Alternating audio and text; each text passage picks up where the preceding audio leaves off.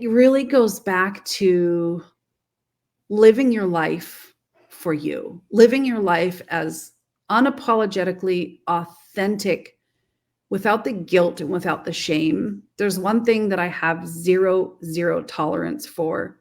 And it's when I see people living their life based on other people's opinions or expectations. And that's the jail, the hell that I was in when I wanted to take my own life. Welcome to Inspire Me with Jay. This is a podcast to inspire, uplift, show forth the love of God, and help usher in the spiritual awakening. Welcome to Inspire Me with Jay. I'm your host, author, and teacher, Jay Spillers. Please like and subscribe to this channel. And I have a guest today, Kim Ward. How are you, Kim? Hi, Jay. I'm very honored to be here. I'm doing great. Thanks for having me. Yeah, thanks for coming. So you had an experience, I think, when you were 16, where you had an out-of-body experience. What happened with that? Very much so. I was 16 and I made the decision to take my own life. I was just done. I was done with life. I was done with dysfunction. And because I was only 16, I didn't see another way out. So I went to my medicine cabinet and I grabbed several bottles of pills. I didn't care what they were. I didn't read the labels. And I brought them down to my bedroom, and I remember pouring the bottles out on my pillow, and they just looked like mountains of pills. And my fists just grabbed them, and I was swallowing handfuls of pills at a time. They were getting stuck in my throat, and I just kept pushing and forcing them down. And I knew that night I had made arrangements to go out to eat with two of my girlfriends from high school. And it was almost like I was very naive because I said to myself, it's okay. I can get through dinner and then come home and just kind of die peacefully. Didn't work out that way. So my girlfriends got to the house and I heard my dad yelling from upstairs, Kim, your friends are here. So I said bye to my dad, and I got in the car with the girls, and the restaurant we were going to was about 20 minutes from where I lived. And just to give you kind of context as far as like time frame, by the time we got to the restaurant, I don't know how to say this other than it felt like I was tripping. I was walking sideways. I was walking slanted. My speech was blurred. It was almost like I was kind of watching the scenery as it was a movie. But I kept thinking I can get through this. Like I can get through dinner and I can get home and just die.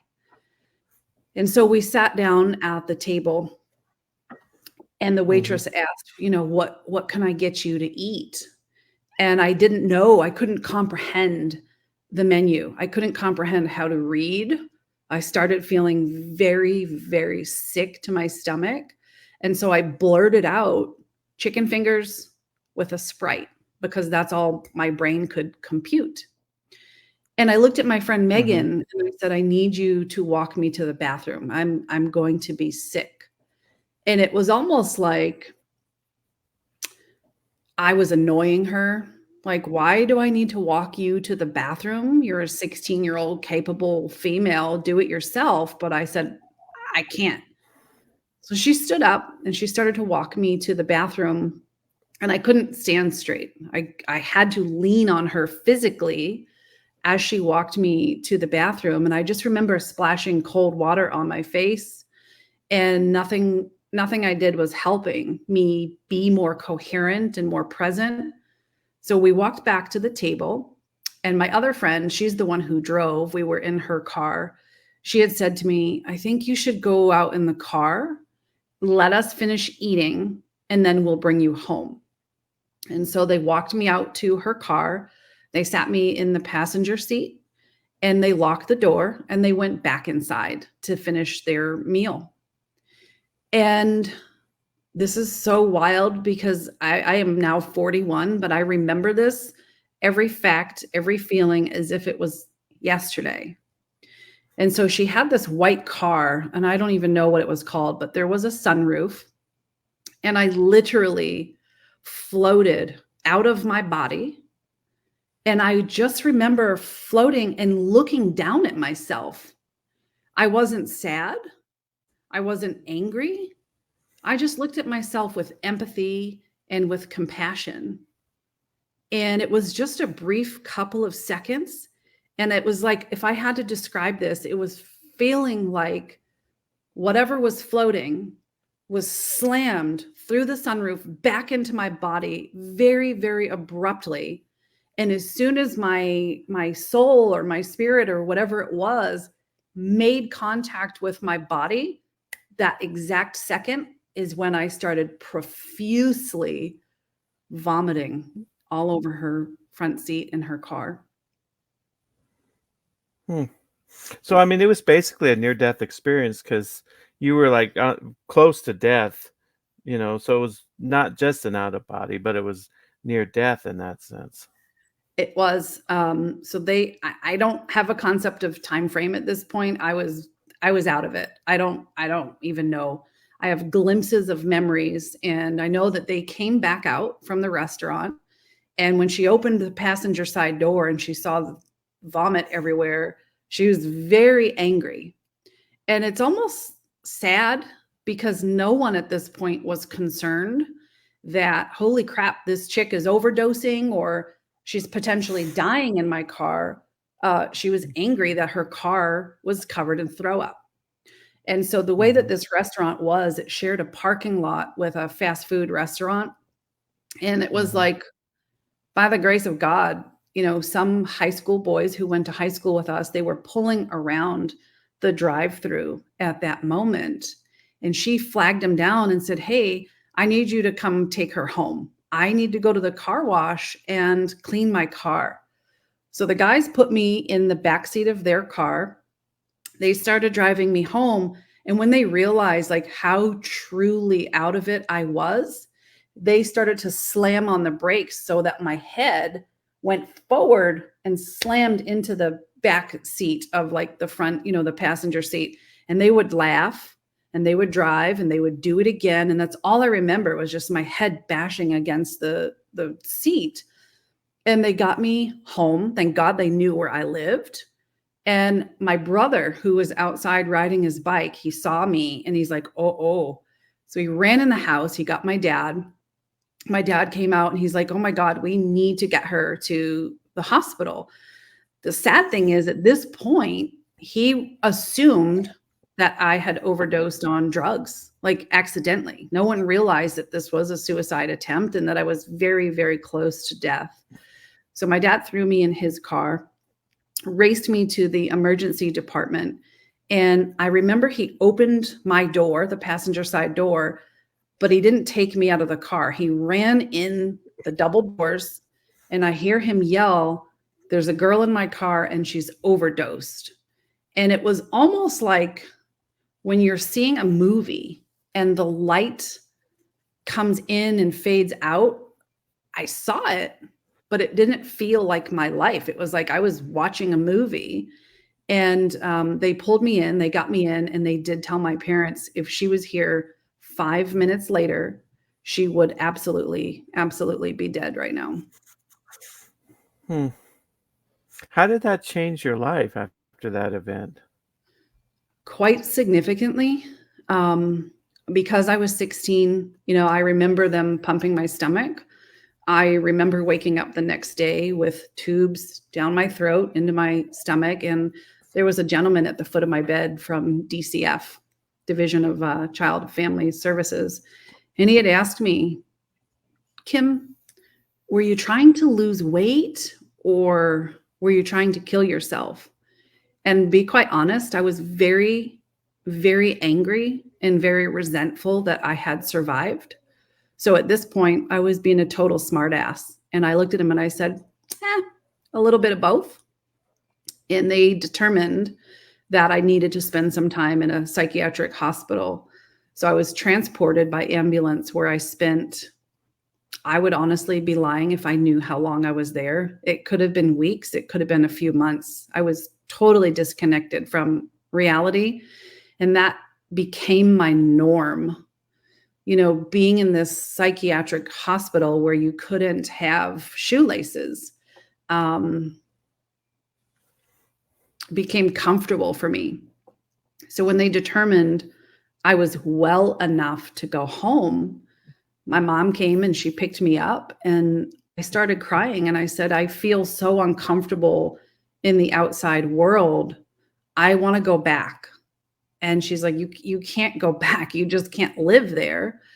So again, very resentful, very angry. I turned to drugs and alcohol at the age of 16. I was skipping school. I was making very, very poor choices. I was partying a lot, and I wound up pregnant at the age of 17. Have you ever wondered whether the Bible was compatible with a near-death experience? In my book, Heaven's Truth, the parallels between the Bible and the near-death experience, your faith will be strengthened while you support this channel. In Heaven's Truth, you will learn about near-death experiences and other similar experiences in the Bible. Support for the Bible contained in NDEs, a central theme that runs through both the Bible and NDEs, how the NDE brings the Bible to life for these modern times, evidence for both the Bible and the NDE, and much more. Great book. Spillers does an excellent job weaving the relationship between NDEs and the scriptures. 5 stars on Amazon, available on Amazon.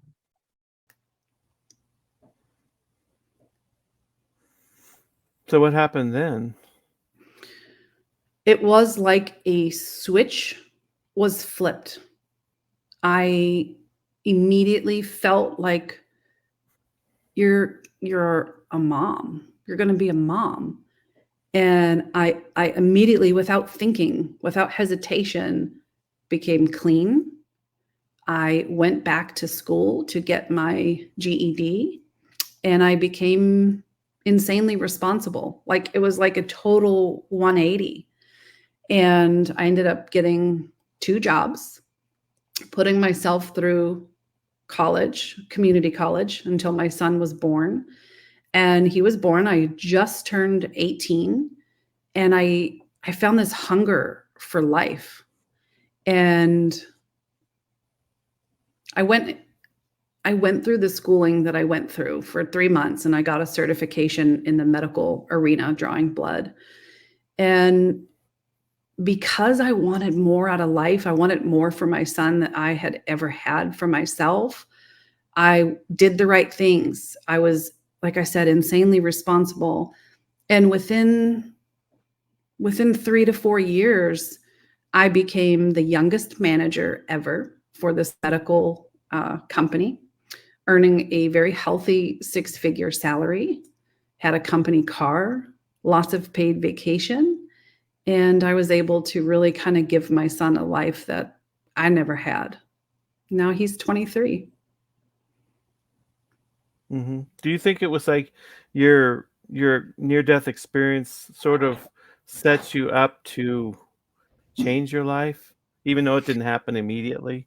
I really do. And it sounds so crazy because, we've heard people say things like, if it weren't for that situation or that person or that season in my life, I wouldn't be who I am today. I can't tell you how true that is. So because I turned to drugs and alcohol at a young age, I was irresponsible, and I ended up pregnant.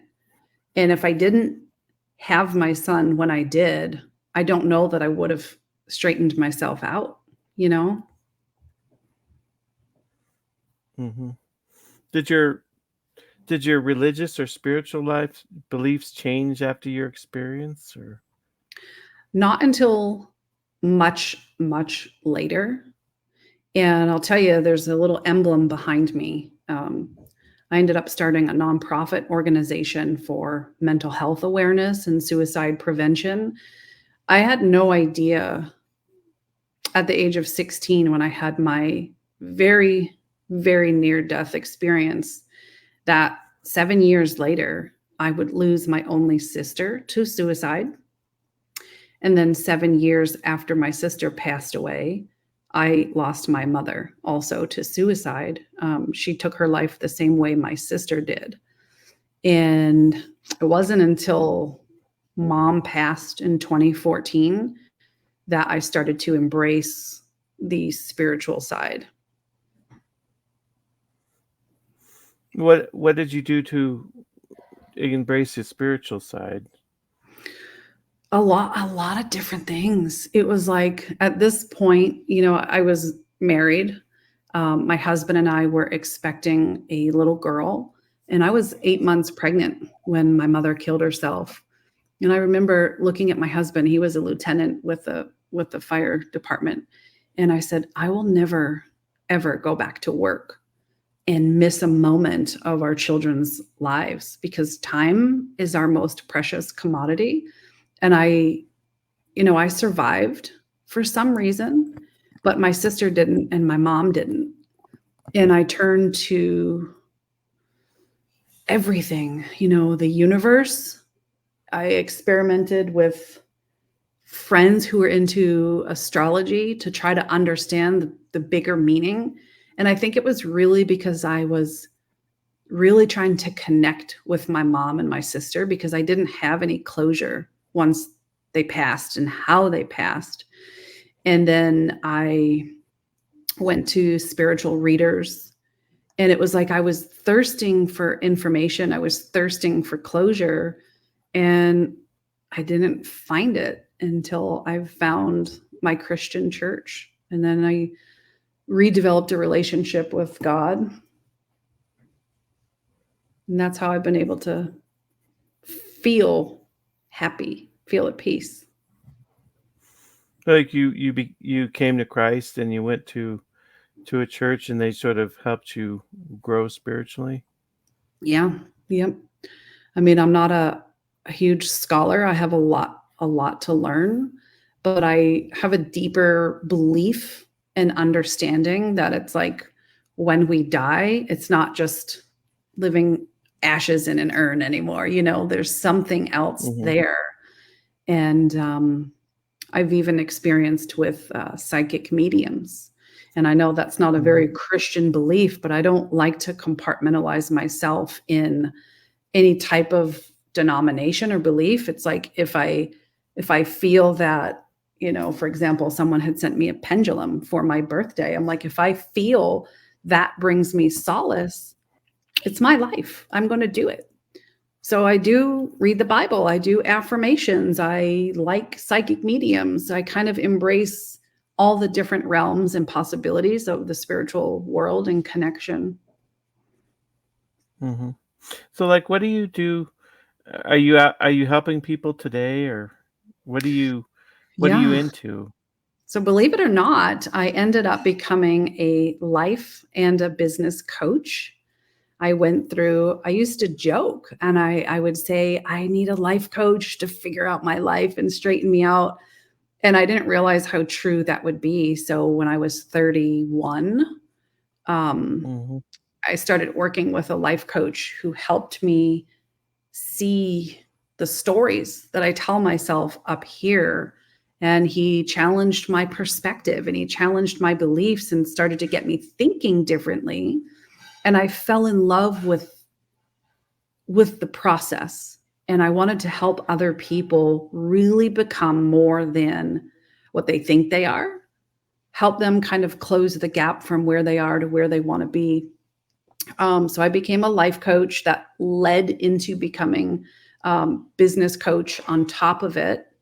And then I did open a nonprofit for mental health awareness and suicide prevention. So, where does like the difference between a business coach and a life coach? Do they sort of cross over a lot? Absolutely. Absolutely. So I really lead now more with the business side. I enjoy Mm-hmm. that. And when people come to you thinking like, yes, I want to make more money, or I want to understand social media or digital marketing, there's a lot of deeper things within them. Maybe they don't have a belief in themselves. And I like to dig deep because I can teach anyone the strategy. I can teach anyone the tactics.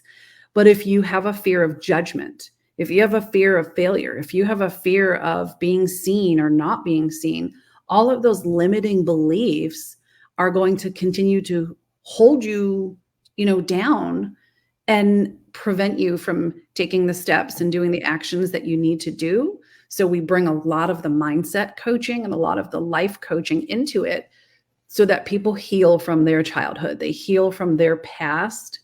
They communicate better at home, whether you have a spouse or you have children or not, it bleeds into our relationships with others and with ourselves. Mm-hmm. So, are you working on any projects right now? I am. So I'm just starting my third book. This is going to be kind of the last book in my trilogy. So my business is called Life by Design Solutions. And that's because now I've just shared like the deepest parts of my past and my story. We've heard people say, like, if I can do it, anybody can do it. But I really feel like that's so true. Like, I could have and should have been dead, but I wasn't. Right. And then I lost my only two female family members to suicide. So there's obviously mental health components. And I know that you can create your life by design. It's just one good decision after another. So when I launched my first book, it is a compilation book. I'm the producer. I found very impactful humans who could help others create the life and business that they've always wanted. And then book 2 was born because we realized, like, okay, if you want to be self-employed or have a job, that's up to you. But if you want to have a family on top of it, like, how do you balance everything and manage to keep your sanity? So book 2 was about creating that blend, making time for yourself, making time for your family, still being a boss, at work or in your business, and making that downtime. And so book 3, I'm actually enrolling authors now, is about creating leverage, lifestyle, and legacy. And we really want these books to get into as many hands as possible so that we can help people. Like, if I'm not the one for you, maybe you don't like my personality, or you don't like or believe in what I teach, maybe there's someone else in our book that you align with that can be your person, like the person who helps you transform. So I really, really believe at this point, I'm a conduit for others and just connecting people. Does your near-death experience and your personal life experiences come into play a lot with your life coaching and your business coaching? It's really crazy that you ask me that because, yeah, I do a lot of speaking on stages. Past September, I traveled 4 out of 4 weeks. And I'm doing a lot of Pinterest training these days. I help podcasters and business owners and entrepreneurs monetize Pinterest. And how I help them see the importance of that is actually through telling my story. And I remember wanting to be self-employed, wanting to be an entrepreneur so, so badly because of my history, because of my past. I know what it feels like to want to die, to almost die, and then to lose other people you love and care about. You look at life differently. You look at your opportunities differently. You look at people differently. And it's like, I want to help them live the best that they can possibly. So how do we do that? We need to create leverage, right? We need to create cash flow, because a lot of people don't want to depend on a paycheck or disability or retirement or the government. So I want to help them create their own cash flow. But in order to get their trust, I have got to use my story as an example. And I remember in 2020, Jay, I was working with a financial coach and we were on a Zoom and she leaned in and she said something I'll never, ever forget. But she asked me, what would you do if you were unable to work your business for 4 consecutive months? And that got me thinking of like, whew, even though many of us are entrepreneurs or self-employed, we're still trading time for money. So what can we do to not exhaust ourselves, to create the kind of money we need to be impactors, to be present with our family, to be present as parents raising children? And that is what got me thinking about leverage and different opportunities. And that's when I found Pinterest and Pinterest marketing. And I've helped set a lot of people free through Pinterest. So I always start with my story on these stages. I ask them the same question she asked me, and then I introduce them to leveraged opportunities like Pinterest. Hmm. Isn't that wild Yeah, how it comes full I didn't know there was. Yeah, I didn't know there was really that much to do with Pinterest because it's like, like when you have the YouTube videos, you can share it on Pinterest. But Yes. other than that, I've never really done anything with Pinterest. So if you think about it, all of your podcasts, right, being on YouTube, because YouTube is a search engine, when you Mm-hmm. share it over to Pinterest, Pinterest is also its own search engine and very good partners with Google. So if we were to start sharing each podcast episode over to Pinterest, you've got your title, you've got your description, you've got your show notes. If someone's on Google or Pinterest and they're searching for shows like yours, we're going to drive traffic back to the podcast episode, back to your YouTube channel, whatever link we're choosing to pin. And so many people have this misconception that Pinterest is for nails and hair and decor. It is, but it's not just that. So there's a lot of need for service-based, coaches, services, things like that, because it's a search engine. They're going to find you. And whatever link is attached to your pin, they're going to click it. Is it a website? Is it a lead magnet? Is it a podcast episode? Is it a YouTube video? And that's how you start to drive traffic. Pretty cool. So if people want to get in touch with you, how could they reach out to you? The easiest way is to go to successwithkimward.com. I've got all of my options to connect with me there and all of my social media links as well. Mm-hmm. So is there like one final word you'd like to leave with the audience? That's such a good question because it's like I never know what to say, so I wait for something to download.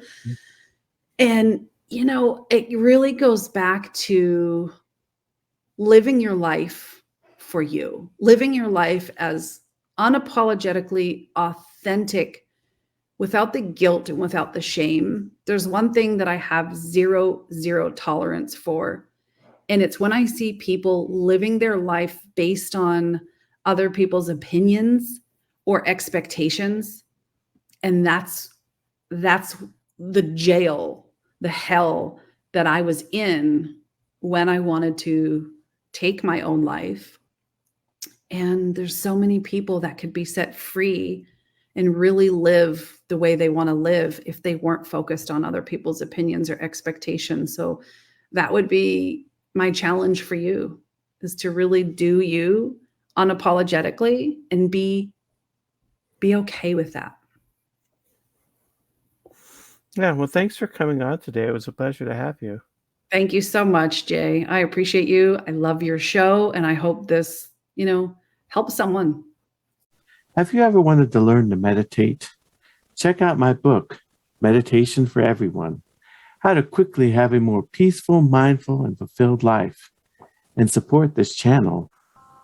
With Meditation for Everyone, you will learn to quickly and easily meditate, relieve stress and anxiety, alleviate depression, and have more joy, peace, and relaxation. What you will learn: mindfulness, the art of stillness, step by step on how to meditate, strategies for overcoming challenges to meditation, and much more. D. Mason said this is a nice meditation book, even for those already meditating. I agree with the statements that it will help to have a more peaceful, mindful, and fulfilled life. 4.6 star rating, available on Amazon.